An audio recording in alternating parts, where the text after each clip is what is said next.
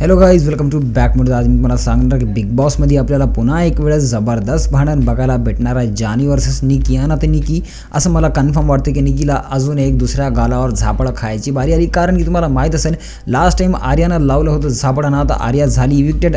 आता दुसरी गोष्ट आपली जान्हवी मॅडम म्हणजे खूपच भांडणं करत आहे निकीसोबत. आणि निकी डायरेक्ट म्हणत आहे की मी तुला जर बिग बॉसच्या घरातून बाहेर काढलं नाही तर माझं नाव निकी नाही. आणि त्याच्या म्हणजे तिच्या दुप्पट आपली जान्हवी मॅडम लागली की जर मी तुला बिग बॉसच्या घरामधून बाहेर नाही काढलं तर माझं दमच म्हणजे तू बघ आणि मी काय करता तर मलाच माहीत नाही. म्हणजे खूपच डेंजर भांडण होत आहे. तुम्हाला काय वाटतं की आता हे भांडण कधी म्हणजे कुठं सुरू होऊन कुठं एंड होणार?